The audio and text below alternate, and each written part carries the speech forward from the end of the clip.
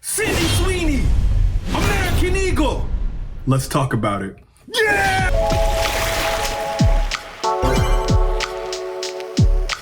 Okay, so if you don't know, a couple weeks ago, the actress Sidney Sweeney from Euphoria fame, and she had that one rom-com, I forget what it, Anybody But You, really popular rom-com, made decent money for a rom-com, especially in an era like this where rom-coms don't release theatrically.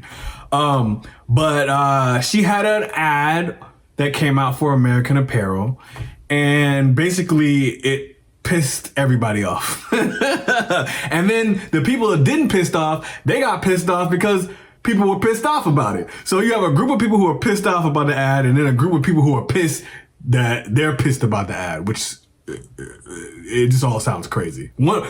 They're both equally kind of insane. Actually, being pissed that somebody's pissed is even more insane, because you kind of just walk on and just go about your way and just be like, okay, they're pissed, but whatever. But no, the fact that they're pissed made this other group of people very pissed, which just seems so crazy. It's like Inception, a dream within a dream. But anyway, so this American Apparel ad, it was about some jeans. I know what you're thinking. How could you get mad about jeans? I don't know. But how could jeans start World War III? Like, that's crazy. But anyway, in this ad, she's talking about the jeans. She's being metaphorical, and she's saying, I have good genes or something like that, basically, right? Seems innocent enough. And I guess, you know, she's blonde hair. Sidney Sweeney, if you don't know, she's blonde haired, blue eyes. So people took that as offensive and basically saying, hey, you're saying that if we don't have blonde hair and blue eyes, you know, you don't have good genes, right? Now, while I don't think that's what she was trying to say, right? But I'm not here to debate that, right? I don't personally think that's what she was trying to say. I think it was kind of obvious that she was just making a metaphor about her genes. But that's neither here nor there. You know, basically people got offended, right? And then people got offended that people were offended, right? And it causes big controversy. Before I really get into what I think about this biblically, there's some things that are very important to note about this, right? Number one, anytime you see a news article pop up on a search engine or Yahoo News, Google News, whatever like that, you have to understand that this thing is popping up for a reason, because people put money behind it, right? This controversy, you know, these images, the images that you see online, the things that you see pop up online, it's not by accident, right? Somebody put money into it for it to pop up in front of you, right? Like, this is paid. Like, the controversies are paid, right? Companies pay for this kind of thing because it's publicity. Good or bad, it's publicity. They want people to talk about it. You don't see things pop up like this in front of your feed without money going into it, right? So that's the first thing. Number two, you also have to understand that the news cycle online feeds off of negativity, right? So their purpose is to get people riled up, because if they get people riled up, that's more clicks, right? It's about money. Like, they'll take something that's nothing and make it into something just to get you to click on it, just so they can get your attention, right? Even if that means causing World War III, even if that means making people hate each other and be bitter and angry, like, as long as it gets them clicks, that's all they care about, right? So understand that most of the world isn't really outraged by this one way or another. Most of the world doesn't even know about this, right? But the internet likes to make people think that this is a big deal. They like to make people think that everybody's talking about this and this is such a big deal, when in reality, not that many people are talking about it. It's not really a big deal. Most people are not talking about this. This isn't, you know, we don't live in the monoculture that we did in the 90s, where, you know, everybody was talking about the same things.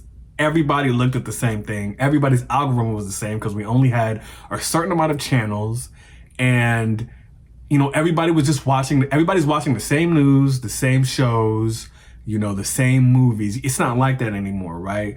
You have streaming where you can go off and watch whatever show you want to watch, and other people are going to go and watch whatever they want to watch. And, this show might be big to you, and this show might go into your algorithm, but not somebody else's, right? Same thing with music. There's artists who people think are really big to them because that goes into their algorithm, where somebody over here is like, I've never even heard of that person. Charlie XCS, whatever her name is, she's really huge to some people. But to other people, they're like, I don't know who that is. What is that? Some indie artist? And it's because, we don't live in a monoculture anymore where everybody's seeing the same things anymore. Like, there's not a lot of things where we're all on the same page, right? Very few things do that anymore, and usually they're based in nostalgic, based on nostalgia, based on a time where there was a monoculture and we were all watching and listening to the same things. But now everything's so fragmented, right? What you watch is fragmented. Social media is fragmented. Like, I watched this funny Disney queen on TikTok who she's like always running around Disneyland insulting people, but most people I know don't know who that is.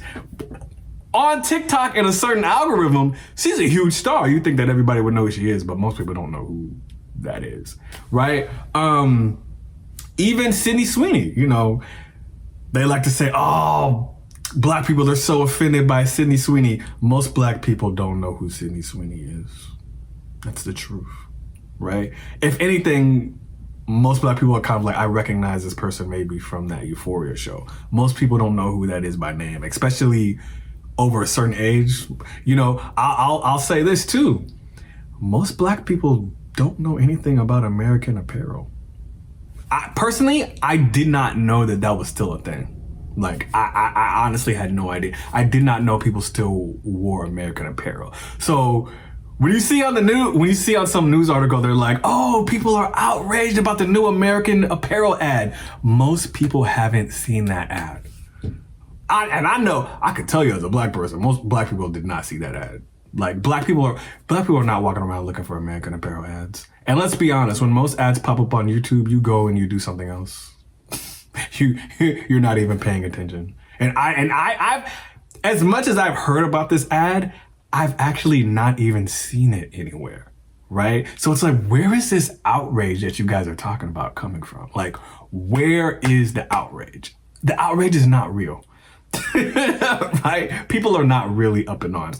I know for a fact, black people aren't up in arms. I've not seen this barely anywhere where I'm going to check out black news. It's just this thing where they're trying to convince you that everybody's talking about this, everybody's upset about this, when in reality, most people don't know about this. Like, this is a fake outrage. And they do this all the time. Another thing that's important to note is that it's said that almost 51% of comments on social media and online are bots, right? So when you see a really, really negative, upset comment,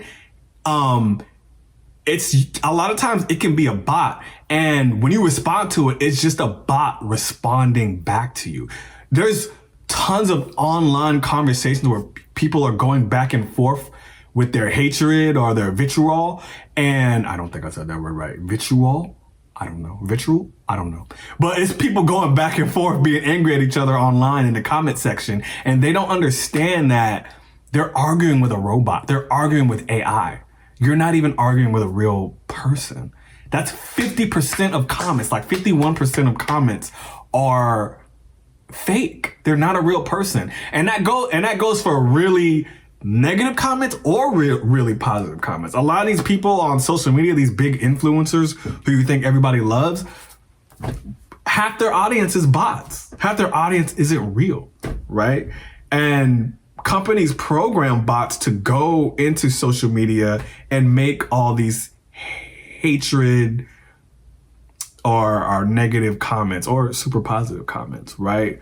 And I don't really know why. Like, I don't know what the thought process is. I mean, I get social media influencers needing bots because they need engagement. But I don't get why they have bots going on just random videos and saying, you know, all these monkeys need to die. I don't get it. Like, I don't know what it accomplishes, because I don't think the companies themselves are trying to be racist or negative or anything like that.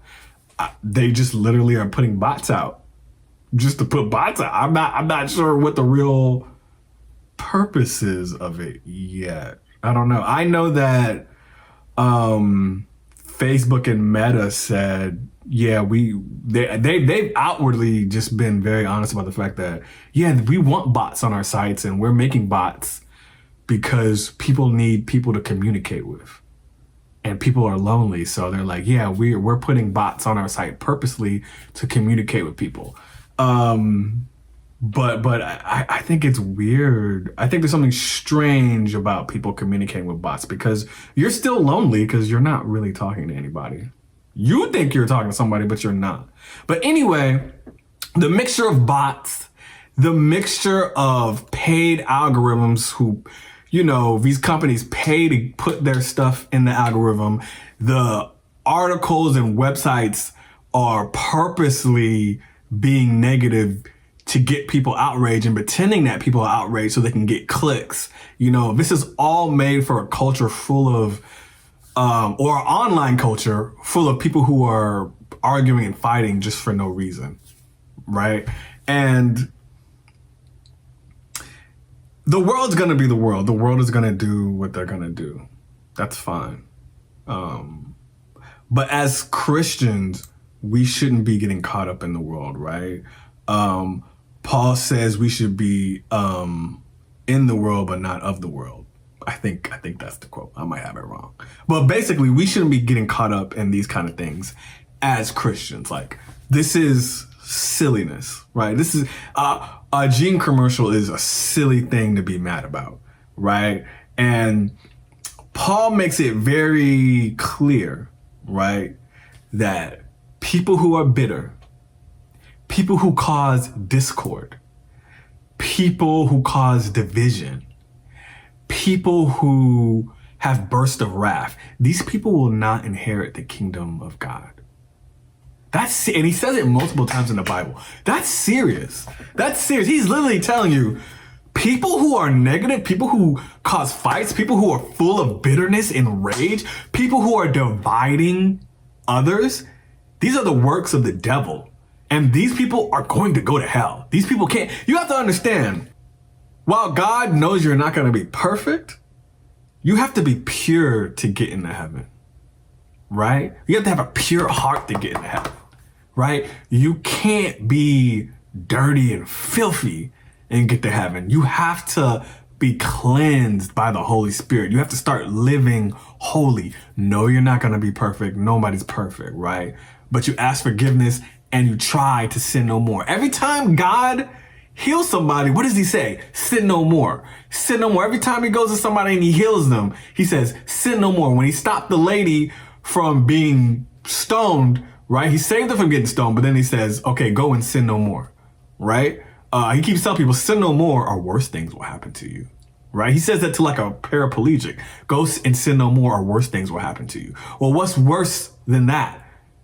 What's the worst thing that he keeps saying, don't sin anymore or worse things are going to happen to you? Well, the worst thing is you going to hell. God's like, there's worse things than being physically sick, right? There's dying and being tormented for eternity, right? Sin no more. Sin no more, right? So yeah, we're not going to be perfect, but we need to be trying to be the best we can to be holy, right? Holy is the opposite of what the world is. But we have to set ourselves apart from them. So while they're outraged and angry about everything, we should have a sense of peace and we should be able to say, I'm not diving into this mess, right? We should not be casting our pearls in front of swine, right? We should be able to say, hey, God bless you, and keep it moving. God bless you with whatever's going on over there. But I'm not going to delve into this, right? This shouldn't even be things that we're really paying attention to. And God checked me. actually, this morning, which is why I'm making this video. God checked me about this. Because somehow, I don't know how, because I didn't look at the video long enough, but somehow this whole Sidney Sweeney thing rolled into this other Beyonce ad that just came out where Beyonce had blonde hair and it was a jean ad. And I don't know if people felt like maybe they were mocking Sidney Sweeney. I actually think she was trying to be Marilyn Monroe, but either way, I guess conservative people were angry about it. And they were like, see, what is she doing? This is cultural appropriation because she's got blonde hair and all this stuff. And people were outraged. And for a moment, I started to say, well, there are black people with naturally blonde hair. There are Aborigine people with naturally blonde hair. There's black people with naturally red hair. You know, blonde hair and red hair, you don't have to be white to have that. But then God, the Holy Spirit checked me and said, why are you even worried about it anyway? Like, why do you care about that? Why are you getting mad about this, about these people? This doesn't matter. You think this matters? You think that you think either way this conversation is edifying at all?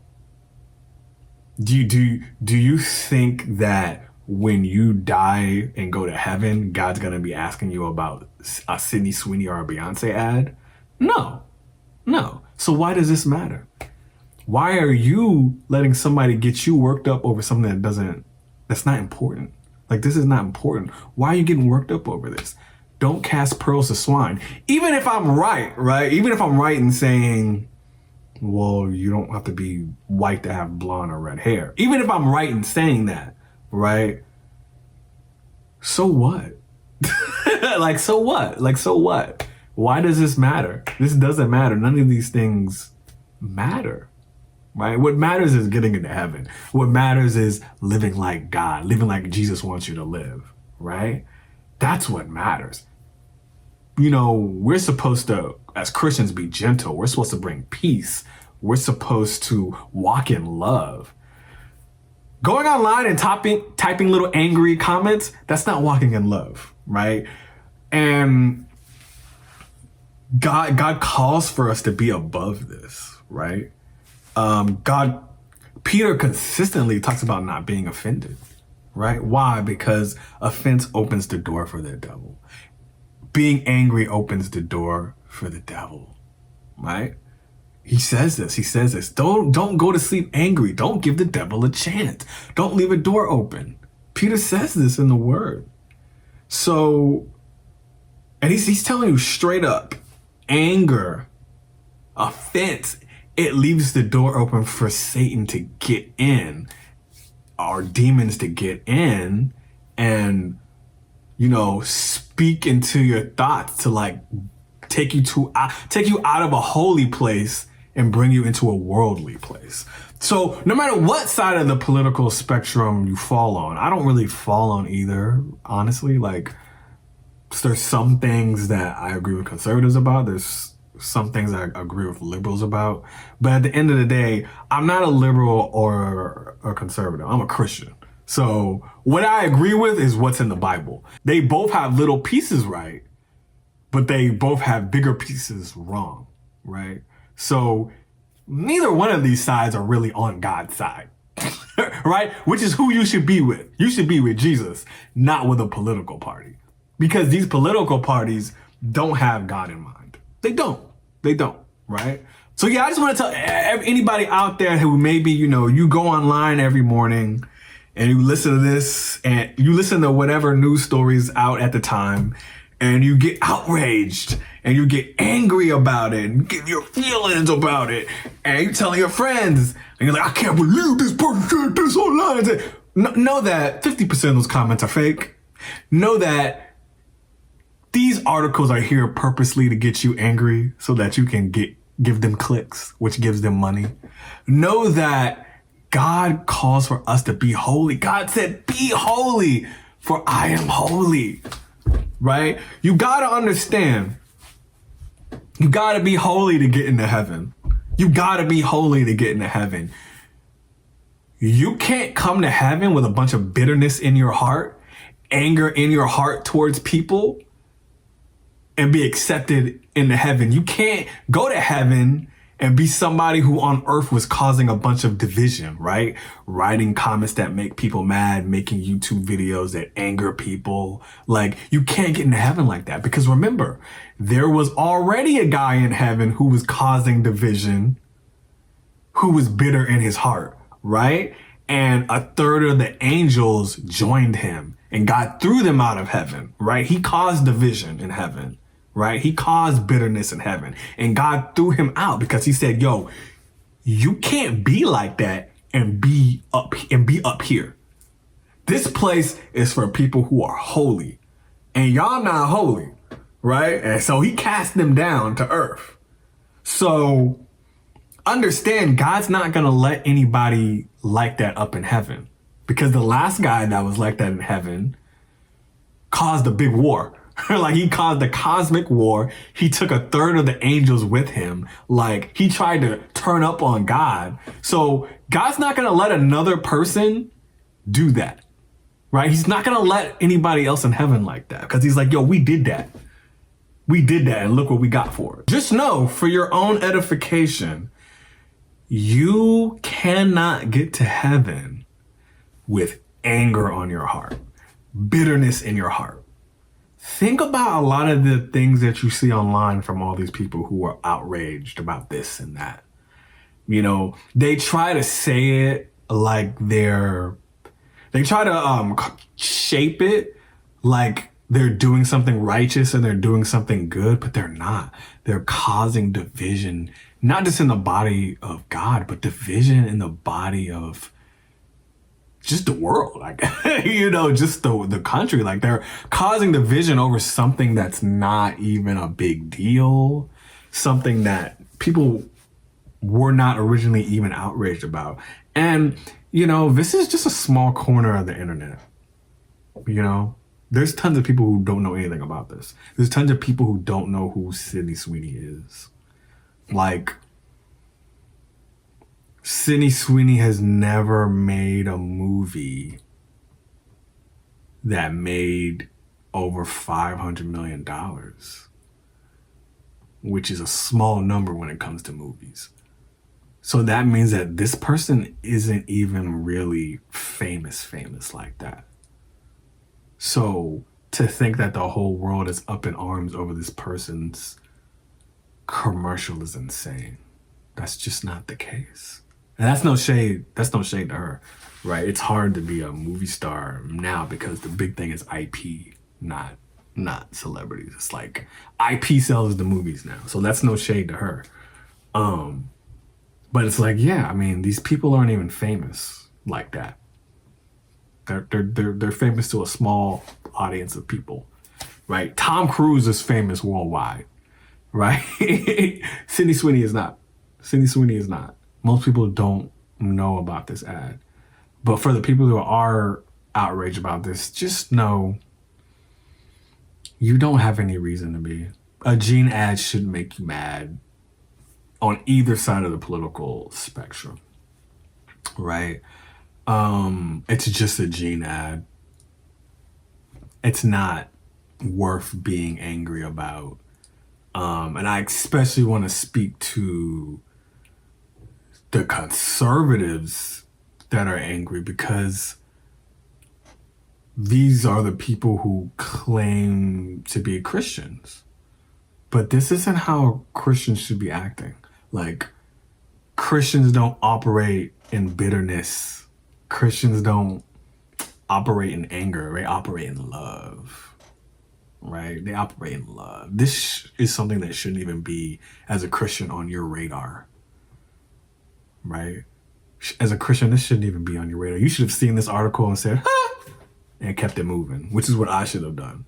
And it's what God really checked me about this morning. God really checked. You know, there's a part in the Bible where Paul's like, whatever things are good, whatever things are holy, whatever things are pure, whatever things are edifying, these things you should meditate on, right? So why are we sitting here meditating on outrage culture? something that's completely worldly and stupid, right? Why are we meditating on rumor mills and celebrity gossip? These aren't edifying. These definitely aren't pure. They're not good. They're not holy. It's just trash, honestly. We're meditating on trash. And you know, when you consume something, you start to become like it. You might be a perfectly nice, peaceful person, but you keep watching outrage videos about people who are mad about this or that, and you're going to get outraged eventually. You know, you're going to become like what you consume. And as far as the liberal people who are mad about this, a simple commercial should not be enough to make you feel insecure. That's sad, right? You're a child of the Most High God. God made you to look like him, so you shouldn't be worried about no genes. You should be worried about looking like your Father in heaven, right? Looking holy, so you can get into heaven. If the gene ad is offensive to you, you know, don't watch it. Nobody's forcing you to watch it, you know. You could just mute it while you wait for your show to come on or whatever you're watching, or you can just turn away. It's not that big of a deal. And again, I want to stress, most people haven't actually even seen the ad on any side of the political spectrum. Most people have not seen this ad. As angry as people are, most people haven't even seen it. You know, they're talking about something that they haven't even watched. But yeah, as Christian, let's not get caught up in the fake outrage. Let's not get caught up in the world's plan to get you angry. And that's the thing, man. I'm supposed to end this video, but I gotta say one more thing. The world wants you to be outraged, right? Like, they're doing it for money. Like they want you to click on their videos. They want you to click on their articles about how they're mad about this or that. They're mad about this commercial. They're mad at this person they want to be canceled. They're mad about something somebody said that offended a whole bunch of people. They're mad. The world wants you to be mad, and they're just doing it for financial gain. But them and you, if you get caught up in it, you're gonna lose your soul. It's not worth it. This is a plan. This is spiritual. Like, it's financial for these companies, but it's spiritual. And in the fact that this is what the devil wants. He wants everybody angry, bitter, mad, in dissensions, right? He wants this because he knows you can't get to heaven like this. He knows it. He knows it. The devil is laughing because he's like, these fools can't get to heaven like this. And they don't even know. They don't even know. I'm going to tell you about a dream I had, prophetic dream I had. Well, I don't know if it's prophetic because he didn't prophesy or tell the future about nothing. But basically, I had a dream where I had died and I was trying to get to heaven. And people were being allowed in heaven, and I was like in a line waiting. I had like a white cloak on, and people had white cloaks on, and they were letting them in heaven. And they were letting people into heaven, and I tried to get in heaven, and they went like this, and they stopped me. And I got scared. I was like, oh my gosh, I can't get into heaven. And then the inside of me becomes transparent, and it's full of like this guck and bile, and I see like this pipe. And Jesus puts his hand on the pipe valve or something like that, and it cleans it out, and it purified it, and it cleaned it out. And then only then could I get into heaven. But I couldn't get into heaven with all this like dirtiness in there, right? And I think we're consuming a lot of dirtiness, and it's making us filthy inside. And when you see these outraged people talking online, you know, they say, Jesus said, like, what you say shows the condition of your heart, right? The words you use shows the condition of your heart. When you see some angry dude online raging about how he hates how liberals do this, or how he hates how conservatives are doing that, just know that this angry person is showing you the state of their heart. Like, they're showing you what's in here, right? Especially when it's somebody cursing. That's a dead giveaway. They're showing you the condition of their heart, right? Because it's what you say, it's what comes out of you that makes you unclean. That's what Jesus said, right? So when you see these people and they're spouting anger and they're spouting bitterness and sometimes, low-key racism, it's because what's in them isn't good, right? So just know, before you consume all these angry people, the Charlie Kirks of the world, or the Piers Morgans of the world, or who's my other man, Matt Walsh or whoever, and also the liberals too, Don Lemon, and all these people. Before you consume these people, just know that the fact that they're speaking in anger and bitterness and sarcasm and not showing people mercy, not being kind and considerate, just know that's showing you the state of their heart. And you don't want to consume that stuff, because you don't want to be like that too. Don't get caught up and go to hell with them. Not to say they're going to go to hell. They could be completely different people by the time they die, right? But you can't die doing stuff like that and go to heaven. Like, it doesn't work like that. You can't be sowing division and go to heaven, even if you're right. Because sometimes Charlie Kirk be right. Sometimes Don Lemon be right about something he said. Sometimes Matt Walsh might be right about something he said. But the thing is,